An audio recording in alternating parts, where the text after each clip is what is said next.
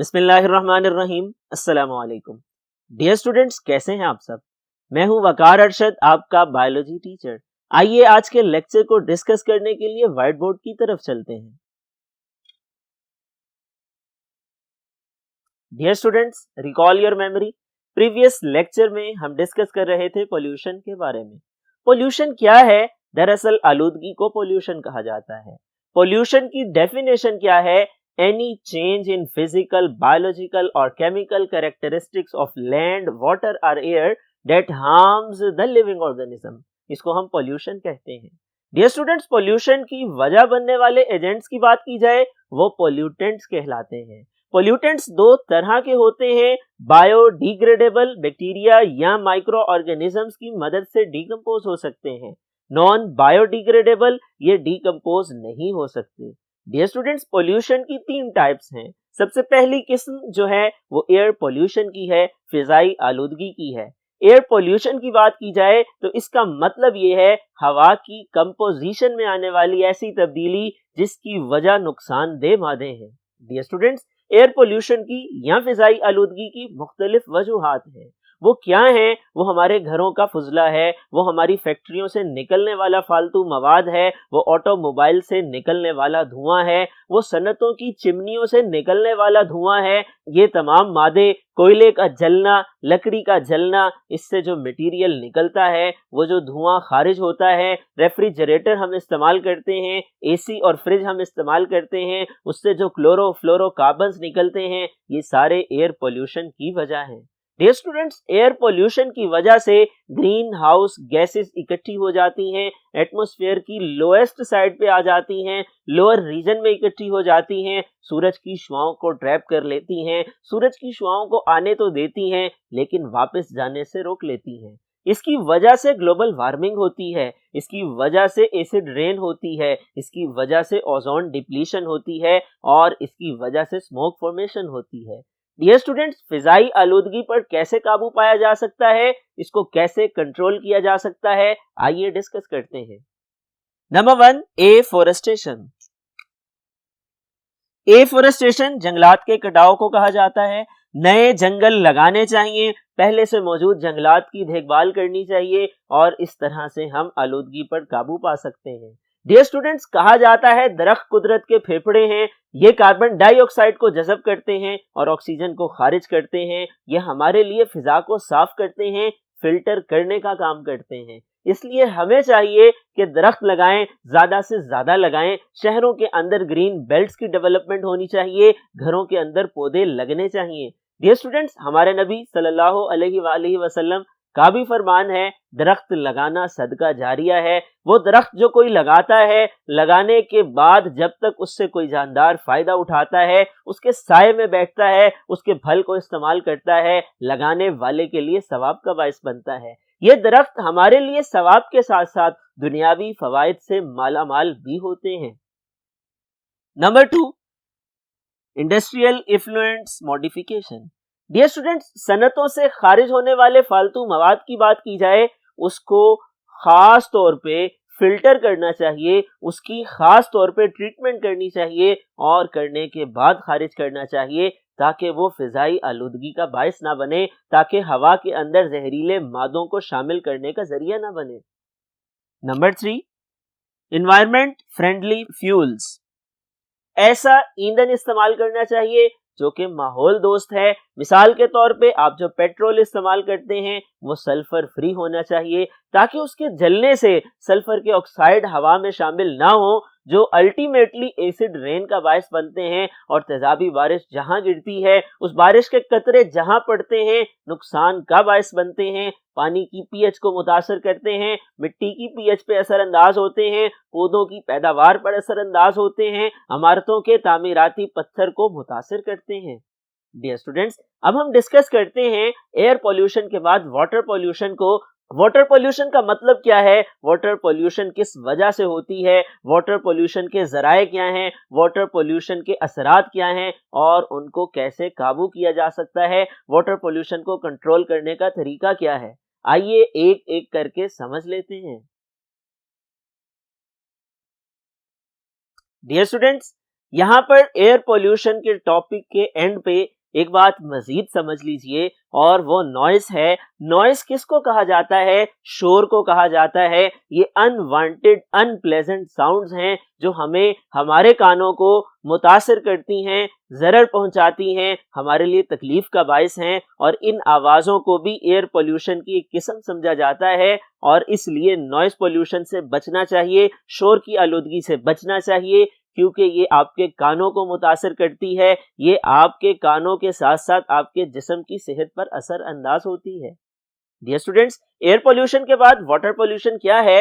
Water pollution की definition यूं की जा सकती है, change in composition of water, पानी की कंपोजिशन में ऐसी तब्दीली that is due to addition of harmful substances, जिसकी वजह नुकसानदेह मादे हैं, इसको हम वाटर पोल्यूशन का नाम देते हैं। वाटर पोल्यूशन किस वजह से होती है, वो कौन से सोर्सेज हैं, वो कौन से जराए हैं, आइए एक एक करके डिस्कस कर लेते हैं। सोर्सेज नंबर 1, सीवेज, घरों का कूड़ा करकट एक बड़ी वजह है पानी के आलूदा होने की। ऑर्गेनिक मैटर, घरों के कूड़ा करकट में ऑर्गेनिक मैटर पाया जाता है। एक्सक्रीटा ऑफ ह्यूमंस, इंसानों का फुजला पाया जाता है। एनिमल्स का एक्सक्रीटा यानी एनिमल्स का, जानवरों का भी फुजला पाया जाता है। माइक्रोबियल ग्रोथ, डियर स्टूडेंट्स, जहां माइक्रो ऑर्गेनिज्म ग्रो करते हैं वो तमाम आइडियल कंडीशन घरों के सीवेज में होती हैं। वहां पर ऑर्गेनिक मैटर भी है, वहां पे एक्सक्रीटा भी है, इंसानों और जानवरों का फुजला भी है। माइक्रो ऑर्गेनिज्म ग्रो करते हैं, बीमारियों का बायस बनते हैं, बीमारियों के फैलाने में किरदार अदा करते हैं। ये घरों का गंदा मवाद साफ पानी में डाल दिया जाता है, ये साफ पानी आलूदा पानी में बदल जाता है, और इस पानी के अंदर जरासीमों की अफजाइश होती है, और वो हमारी सेहत को मुतासिर करने के लिए मुख्तलिफ बीमारियों की सूरत में अपना किरदार अदा करते हैं। Number 2, industrial waste. Dear students, सनतों से खारिज होने वाले फालतू मादे सनती फुजले या इंडस्ट्रियल वेस्ट कहलाते हैं। जैसा कि एसिड्स, अल्कलीज, डाइज और दूसरे केमिकल, ये जब पानी में दाखिल किए जाते हैं पानी की पीएच को मुतासिर कर देते हैं, और पानी की पीएच के मुतासिर होने का अमल इंतहाई खतरनाक अमल है। इसकी वजह से न्यूट्रिएंट्स डैमेज होते हैं, इसकी वजह से आबी हयात सफर करती है, समुंदर में पाई जाने वाली मखलूकात के लिए जिंदगी गुजारना मुश्किल हो जाता है। Hot water from cooling plants, dear students, सनतों से खारिज होने वाला गर्म पानी जो कि टेम्परेचर को कूल डाउन करने वाले कूलिंग प्लांट्स में से खारिज होता है, जब ये पानी के ज़खायर में दाखिल होता है वहां मौजूद पानी के दर्जा हरारत को बढ़ा देता है, और उसकी वजह से उस दरिया, समुंदर, झील, तालाब या नदी नाले में मौजूद मखलूकात के लिए मुतासिर कुन हैसियत रखता है, उनकी जिंदगी पर असर अंदाज होता है, और उनके लिए जिंदगी गुजारना और अपनी लाइफ को कंटिन्यू रखना मुश्किल हो जाता है। Number 3, fertilizers, pesticides. Dear students, खादों और जरासीम कुश अद्वियात की बात की जाए तो ये दोनों किस्म के कीमियाई मवाद पानी के अंदर दाखिल हो जाते हैं, रिश्ते हुए ज़ेरे ज़मीन पानी में चले जाते हैं, और यही पानी जब दरियाओं, समुद्रों, नदी नालों का रुख करता है, झीलों और तालाबों के पानी में जाता है, उनको गदला कर देता है। इनके अंदर ऐसे केमिकल्स मौजूद होते हैं जो माइक्रो ऑर्गेनिजम्स की ग्रोथ को प्रमोट करते हैं। डियर स्टूडेंट्स, ये वाटर बॉडीज में एंटर होने के बाद, ग्राउंड वाटर में एंटर होने के बाद अल्टीमेटली फूड चेन में एंटर हो जाते हैं। ये पानी जब फसलों को लगाया जाता है जिसमें खादों वाले कीमियाई ज़र्रात हैं, जिसमें जरासीम मारने वाली अद्वियात के कीमियाई ज़र्रात हैं, ये पानी जब पौधों को, फसलों को दिया जाता है, ये केमिकल उस पानी के जरिए उन पौधों में दाखिल हो जाते हैं। उन पौधों से हासिल होने वाली पैदावार को जानवर खाते हैं और जानवरों को इंसान खाते हैं। तो ये कीमियाई मादे जो कि नुकसानदेह हैं, जहरीले हैं, ये फूड चेन को कंटेमिनेट कर देते हैं, उसमें दाखिल हो जाते हैं। आइए फर्दर सोर्सेज को और इफेक्ट्स को डिस्कस करते हैं। Dear students, number 4, petroleum products. Petroleum और उससे हासिल होने वाली प्रोडक्ट्स की बात की जाए, ये भी पानी की आलूदगी का एक जरिया है। ये पेट्रोलियम प्रोडक्ट्स जब दुनिया में एक जगह से दूसरी जगह मुंतकिल की जाती हैं, ऑयल टैंकर्स के जरिए की जाती हैं, ऑफ शोर पेट्रोलियम रिफाइनरीज के जरिए की जाती हैं। ये जब समुद्री सफर करते हैं, बहरी जहाज के जरिए एक मुल्क से दूसरे मुल्क को मुंतकिल किए जाते हैं, इनकी खरीदो फरोख्त होती है, बरामद और दरामद होती है। इस दौरान में लीकेज की वजह से बाज़ औक़ात ये ऑयल वहां से निकल करके रिश्ता हुआ समुंदर के पानी में चला जाता है। समुंदर के पानी के अंदर ये मिक्स तो नहीं होता, क्योंकि ऑर्गेनिक और इनऑर्गेनिक आपस में सोलेबल नहीं होते हैं, लाइक डिसॉल्व लाइक के असूल पर अमल करते हैं। इसलिए ये ऑयल की लेयर पानी के ऊपर फ्लोट करना शुरू कर देती है, तैरना शुरू कर देती है। नतीजे के तौर पर पानी की निचली तहों के अंदर ऑक्सीजन की कमी हो जाती है। उस ऑक्सीजन की कमी की वजह से वहां मौजूद माइक्रो ऑर्गेनिजम्स की ग्रोथ मुतासिर होती है। Number 5, heavy metals. Dear students, heavy metals की बात की जाए, ये भी पानी को आलूदा करती हैं। कौन कौन सी हैवी मेटल्स हैं, आइए चंद मिसालों से समझते हैं। लेड, मर्करी, आर्सेनिक, कैडमियम, ये मुख्तलिफ मिसालें हैं हैवी मेटल्स की, जो कि सनतों से निकलने वाले फासिद मादों में होती हैं। और सनतों का फासिद मादा जब पानी में दाखिल किया जाता है, पानी के ज़खायर में फेंका जाता है, तो ये पानी के अंदर चली जाती हैं। उस पानी को इंसान और जानवर इस्तेमाल करते हैं और उससे मुतासिर होते हैं, सेहत के मसाइल जन्म लेते हैं, बीमारियां पैदा होती हैं। मिसाल के तौर पर heavy metals reduce growth and development. ये हैवी मेटल्स जब ऑर्गेनिजम्स की बॉडी में चली जाती हैं, इनका एक खतरनाक पहलू ये है, ये नशोनुमा के अमल को रोक देती हैं, अफजाइश नस्ल के अमल पर यानी रिप्रोडक्शन पर असरअंदाज होती हैं। कैंसर की वजह बनती हैं एंड नर्वस सिस्टम डैमेजेस, और आपके आसाबी निजाम यानी नर्वस सिस्टम को भी मुतासिर करती हैं। डियर स्टूडेंट्स, ये आपसे शॉर्ट क्वेश्चन पूछा जा सकता है, हैवी मेटल्स के हार्मफुल इफेक्ट्स बताइए। इसी तरह से मरकरी और लेड की बात की जाए तो मरकरी और लेड हमारे जोड़ों की बीमारियों का बायस बनती हैं। इसके साथ साथ ये गुर्दे की बीमारी भी पैदा करती हैं, और इसके साथ साथ आपका ब्लड सर्कुलेटरी सिस्टम और आपका नर्वस सिस्टम भी मुतासिर होता है।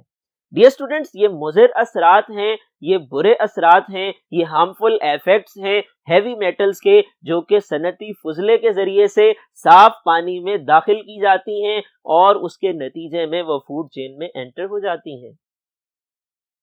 इफेक्ट्स। डियर स्टूडेंट्स, आइए वाटर पोल्यूशन की वजह से होने वाले असरात को डिस्कस करते हैं। डियर स्टूडेंट्स, इफेक्ट्स की बात की जाए, वाटर पोल्यूशन यानी पानी की आलूदगी के कुछ असरात भी पैदा होते हैं, एक एक करके अंडरस्टैंड कर लेते हैं। सबसे पहला यूट्रोफिकेशन है। यूट्रोफिकेशन क्या है? Enrichment of water with inorganic nutrients. ये स्टूडेंट्स, इनऑर्गेनिक न्यूट्रिएंट्स अगर पानी में ज्यादा हो जाएं पानी की आलूदगी की वजह से, इस कंडीशन को यूट्रोफिकेशन कहते हैं। नोट डाउन कर लीजिए, इंपॉर्टेंट शॉर्ट क्वेश्चन है, व्हाट इज यूट्रोफिकेशन, इम्तिहानात में पूछा जाता है। यूट्रोफिकेशन की वजह से इनऑर्गेनिक न्यूट्रिएंट पानी में ज्यादा होने की वजह से बैक्टीरिया की ग्रोथ होती है, माइक्रो ऑर्गेनिजम्स ग्रो करते हैं, एल्गी की ग्रोथ होती है। एल्गी की ग्रोथ के जरिए से अल्गल ब्लूम्स के बनने की वजह से पानी की एस्थेटिक ब्यूटी मुतासर होती है, उसकी खूबसूरती असरअंदाज होती है, और उनकी डीकम्पोजिशन की वजह से जब डीकम्पोजर्स उनको डीकम्पोज करते हैं, पानी में ऑक्सीजन की कमी हो जाती है और एक्वेटिक लाइफ, आबी हयात अल्टीमेटली मुतासर होती है। Food chain contamination. Dear students, ये दूसरा इफेक्ट है जो पानी की आलूदगी की वजह से पैदा होता है।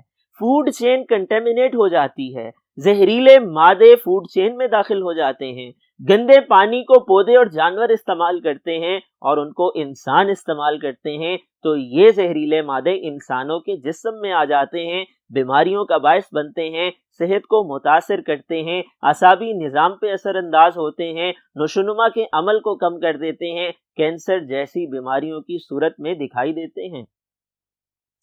एपिडेमिक्स। डियर स्टूडेंट्स, एपिडेमिक्स कहा जाता है वबाई अमराज को पानी की आलूदगी की वजह से वबाई अमराज का फैलाव आसान हो जाता है। जरासीम जब पानी के अंदर अफजाइश नस्ल करवाते हैं, उनकी तादाद में इजाफा होता है। पानी को इस्तेमाल करने की वजह से, इस पानी को पौधों को लगाने की वजह से, इस पानी को पीने के मकासद के लिए इस्तेमाल करने की वजह से हमारी सेहत मुतासर होती है, जानदारों की सेहत मुतासर होती है, वबाई अमराज के फूटने का इम्कान बढ़ जाता है, पेट की बीमारियों के चांसेस डेवलप हो जाते हैं। डियर स्टूडेंट्स, अब हम डिस्कस कर लेते हैं पानी की आलूदगी को कैसे काबू किया जा सकता है।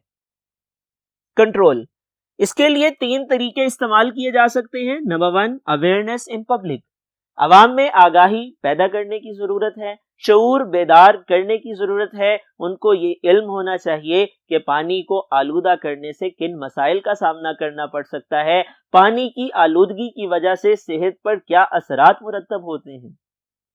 Number 2, sewage treatment,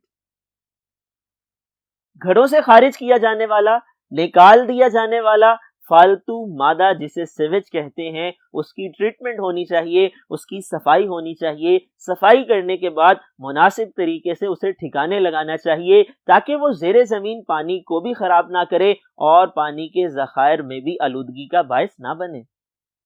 number 3, industrial waste treatment. Dear students, सनतों से निकलने वाला फालतू मवाद, उसको भी डिस्पोज ऑफ करने से पहले अच्छी तरह से ट्रीट करना चाहिए और मुनासिब जगह पर ठिकाने लगाना चाहिए जहां से वो पानी के अंदर शामिल ना हो सके। डियर स्टूडेंट्स, यहाँ पे एक important information, interesting information air pollution से रिलेटेड, ये भी समझ लीजिए। मुहतात अंदाजे के मुताबिक अगले 100 सालों में दुनिया का टेम्परेचर 3 से लेकर 7 डिग्री सेंटीग्रेड तक बढ़ने का इम्कान, माहिरीन की तरफ से इसका खदशा जाहिर किया जा रहा है। ये ग्लोबल वार्मिंग की एक मिसाल है और फिजाई आलूदगी इसकी एक बड़ी वजह है। डियर स्टूडेंट्स, मुझे उम्मीद है आज का लेक्चर आप लोगों ने समझ लिया होगा। आज के लेक्चर में शॉर्ट क्वेश्चंस हो या लॉन्ग क्वेश्चंस हो या एमसीक्यू टाइप क्वेश्चंस हो, तमाम तरह के सवालात बन सकते हैं। पूरे का पूरा फुल फ्लेज लॉन्ग क्वेश्चन आ सकता है। इफेक्ट्स ऑफ वाटर पोल्यूशन पे नोट लिखिए। इसी तरह से लॉन्ग क्वेश्चन आ सकता है, डेफिनेशन बताइए वाटर पोल्यूशन की और सोर्सेज के बारे में बयान कीजिए। इसी तरह से कोई एक इफेक्ट, कोई 2 इफेक्ट, कोई एक सोर्स, कोई 2 सोर्स शॉर्ट क्वेश्चन की फॉर्म में पूछे जा सकते हैं। वाटर पोल्यूशन की डेफिनेशन पूछी जा सकती है। सोर्सेज के बारे में एमसीक्यूज बन सकते हैं। यूट्रोफिकेशन इंपॉर्टेंट शॉर्ट क्वेश्चन है। इसी तरह पोल्यूशन को कंट्रोल कैसे किया जा सकता है, पानी की आलूदगी पर काबू कैसे पाया जा सकता है, ये भी अहम शॉर्ट क्वेश्चन है। डियर स्टूडेंट्स, पानी की आलूदगी के साथ साथ फिजाई आलूदगी पर काबू पाने के लिए किन इकदामात की जरूरत है, ये भी शॉर्ट क्वेश्चन पूछा जा सकता है। एफॉरेस्टेशन से क्या मुराद है, शॉर्ट क्वेश्चन पूछा जा सकता है। और नॉइस की डेफिनेशन बताइए, ये भी इंपॉर्टेंट शॉर्ट क्वेश्चन है।